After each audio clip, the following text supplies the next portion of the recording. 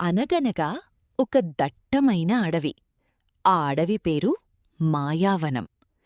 అజయ్ మరియు విజయ్ ఆ అడవిలోకి అడుగుపెట్టారు. అజయ్ ఉత్సాహంగా ముందుకు వెళ్తుంటే, విజయ్ మాత్రం కొంచెం భయపడుతూ వెనక్కి వస్తున్నాడు. ఈ ప్రయాణం వారి జీవితాలను మార్చేస్తుందని వారు ఊహించలేదు. అడవిలోపలికి వెళ్తున్న కొద్దీ వింత శబ్దాలు వినిపించసాగాయి. ఎవరో వారిని గమనిస్తున్నట్టనిపించింది. విజయ్ ఆగిపోయి, అజయ్, అది విన్నావా అని అడిగాడు. కాని అజయ్ నవ్వుతూ, అది కేవలం గాలి శబ్దం మాత్రమే అని ధైర్యం చెప్పాడు. అకస్మాత్తుగా వారొక పాత రాతి కట్టడం దగ్గర ఒక మెరుస్తున్న వస్తువును చూశారు. అది ఒక బంగారు మ్యాప్. ఆ మ్యాప్లో అడవిలో దాగి ఉన్న రహస్య నిధి గురించి ఉంది. అజయ్ కళ్ళు ఆనందంతో మెరిశాయి. కాని విజయ్ ఆ మ్యాప్ వెనుక ఉన్న ప్రమాదాన్ని పసిగట్టాడు. వారు మ్యాప్ను అనుసరిస్తూ ముందుకు సాగారు. కొద్దిసేపటికే అడవిని దట్టమైన పొగమంచు కప్పేసింది. దారి సరిగ్గా కనిపించడం లేదు. మనం దారి తప్పామా అని విజయ్ వణుకుతున్న స్వరంతో అన్నాడు. అజయ్ తన దిక్సూచీని తీసి దారి వెతకడం మొదల్పెట్టాడు.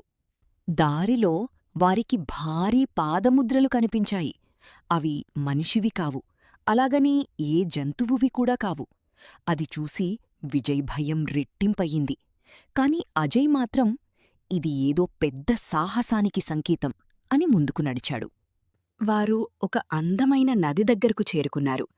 ఆ నదినీరు పారుతున్నప్పుడు ఒక మధురమైన పాట వినబడుతోంది. దాహం వేయడంతో వారు నీరు తాగడానికి వెళ్లారు. కాని ఆ నదిలో ఏదో వింత చేపలు మెరుస్తూ కనిపించాయి. ప్రయాణంలో ఒక పెద్ద లోయ అడ్డొచ్చింది. దాన్ని దాటడానికి ఒక పాత తాడు వంతెన మాత్రమే ఉంది. అజయ్ ధైర్యంగా వంతెన ఎక్కాడు. విజయ్ కళ్ళు మూసుకుని నెమ్మదిగా ఒక్కో అడుగు వేస్తూ వంతెన దాటడానికి ప్రయత్నించాడు. అకస్మాత్తుగా చీకటిలోనుంచి ఒక నల్లని నీడలాంటి చిరుతపులి వారి ముందుకొచ్చింది. దాని కళ్ళు నిప్పు కణాల్లా మెరుస్తున్నాయి. విజయ్ భయంతో గడ్డకట్టుకుపోయాడు.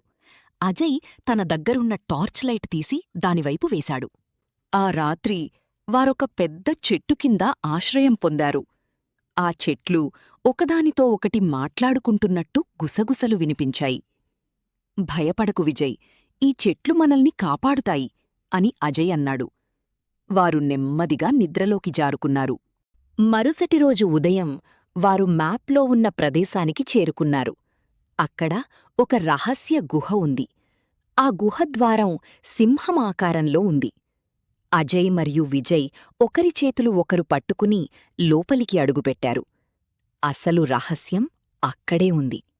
గుహలోపల రంగురంగుల స్ఫటికాలున్నాయి. ఒక తలుపు తెరవాలంటే ఆ స్ఫటికాలను సరైన క్రమంలో అమర్చాలి. విజయ్ తన తెలివితేటలతో ఆ పజిల్ను పూర్తిచేశాడు. లోపల వారికి ఒక వృద్ధుడైన అడవి సంరక్షకుడు కనిపించాడు. ఆయన చూడటానికి చెట్టులాగే ఉన్నాడు.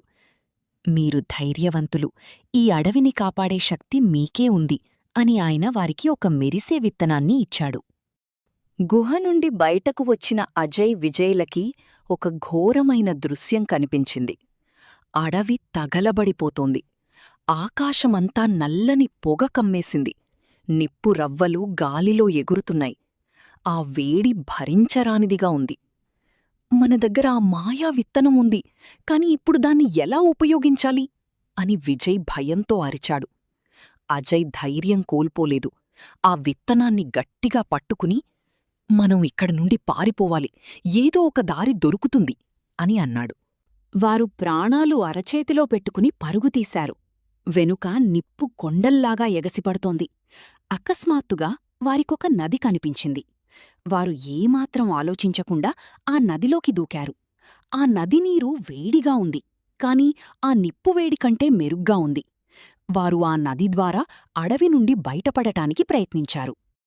వారు చివరకు నది నుండి బయటకు వచ్చి అడవి మధ్యలో ఉన్న ఒక పాత మైదానానికి చేరుకున్నారు. అక్కడ ఒక వింతైన రాతి కట్టడం ఉంది. ఆ కట్టడంపైన ఒక పాత మ్యాప్ చెక్కబడి ఉంది. ఆ మ్యాప్లో ఒక రహస్య దారి చూపబడి ఉంది. ఆ దారి ఎక్కడికి వెళ్తుందో వారికి తెలియదు, కాని వారి దగ్గరున్న మాయా విత్తనం ఆ మ్యాప్ పైన పెడితే ఆ దారి కనిపిస్తుందని వారికనిపించింది. అజయ్ ఆ మాయా విత్తనాన్ని ఆ రాతి కట్టడం పైన పెట్టాడు. అకస్మాత్తుగా ఆ విత్తనం నుండి ఒక పెద్ద వెలుగు వచ్చింది. ఆ వెలుగు ఆకాశంలోకి వెళ్ళి మేఘాలను కమ్మేసింది. ఆ మేఘాలు నల్లగా మారి ఉరుములతో కూడిన వర్షం కురవడం మొదలైంది. ఆ వర్షం ఆ అడవిలోని నిప్పును చల్లార్చడం మొదలుపెట్టింది. అడవిలోని నిప్పు చల్లారిపోయింది. అడవి అంతా వర్షంతో తడిసిపోయింది. అజయ్, విజయ్ ఇప్పుడు అడవిలో ముందుకు సాగారు. వారిప్పుడు భయం లేకుండా ధైర్యంతో నడుస్తున్నారు. వారికి దారిలో చాలా కష్టాలు ఎదురయ్యాయి, కాని వారు వాటిని సులభంగా దాటారు. వారు ఒక పెద్ద లోయను దాటడానికి ఒక పాత తాడువంతెనను ఉపయోగించారు. కాని ఈసారి వారు ఏమాత్రం భయపడకుండా ధైర్యంతో దాటారు. వారు ముందుకు సాగుతున్నప్పుడు వారికి మళ్ళీ ఆ నల్లని చిరుతపులి కనిపించింది. కాని ఈసారి ఆ చిరుతపులి వారిని భయపెట్టడానికి ప్రయత్నించలేదు. అది వారిని గమనిస్తూ వారికి దారి చూపిస్తున్నట్టుగా ముందుకు వెళ్ళింది. అజయ్, విజయ్ ఆ చిరుతపులిని అనుసరిస్తూ ముందుకు సాగారు. ఆ చిరుతపులి వారికి అడవి నుండి బయటపడడానికి దారి చూపించింది. చివరకు వారు అడవి నుండి బయటపడ్డారు. వర్షం ఆగిపోయింది. ఆకాశం స్పష్టంగా ఉంది. వారు అడవి నుండి బయటకు వచ్చినప్పుడు వారికి వారి గ్రామం కనిపించింది. ఆ గ్రామంలోని ఇల్లు, దీపాలు వెలుగుతూ ఉన్నాయి. వారు ఆనందంతో పరుగు తీశారు. వారు వారి ఇంటికి చేరుకున్నారు. వారి తల్లిదండ్రులు వారిని చూసి చాలా ఆనందించారు. అజయ్ మరియు విజయ్ సురక్షితంగా గ్రామానికి చేరుకున్నారు. వారు కేవలం నిధిని మాత్రమే కాదు, నిజమైన ధైర్యాన్ని మరియు స్నేహాన్ని కూడా సంపాదించుకున్నారు. అడవి ఇప్పుడు సురక్షితంగా ఉంది. వారి కథ అందరికీ స్ఫూర్తిగా నిలిచింది.